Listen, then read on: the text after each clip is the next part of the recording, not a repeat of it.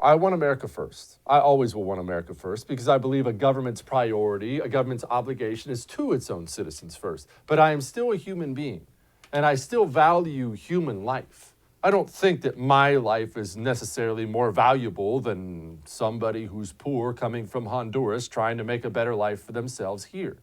And it's certainly not more valuable than the kids. We understand, and this is going to be hard to hear, I'm sorry, but you have to hear it.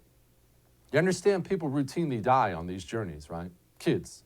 You understand that women are routinely assaulted terribly. And when I say assaulted terribly, it means exactly what you think it means. I just don't want to use the word because it's so terrible to think about.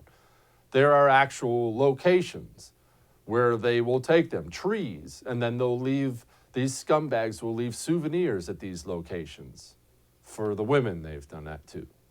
Mothers will give their own daughters birth control pills before making the journey in anticipation of being assaulted along the way. This is not a sometimes thing. This is an every single journey thing. Our niceness, come on in, open for business, has a cost. It has a high, high cost. And what do we have? What do we have in this country now?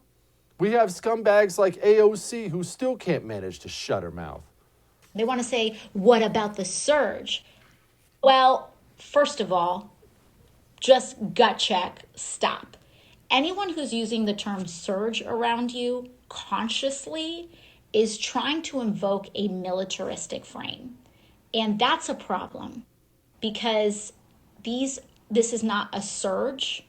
These are children. And they are not insurgents, and we are not being invaded, which, by the way, is a white supremacist idea, philosophy, the idea that if an other is coming in the population, that this is like an invasion of who we are.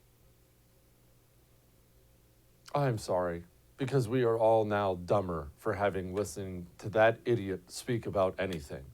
But it's weird. You see, I remember when people were coming to the border under Donald Trump, and I remember all this concentration camp and Nazi, and of course, white supremacist talk. And I remember hearing all about the kids in cages. In fact, I remember AOC doing a little photo op at the border with the fake crying and the wearing white and look how sad she is for the kids.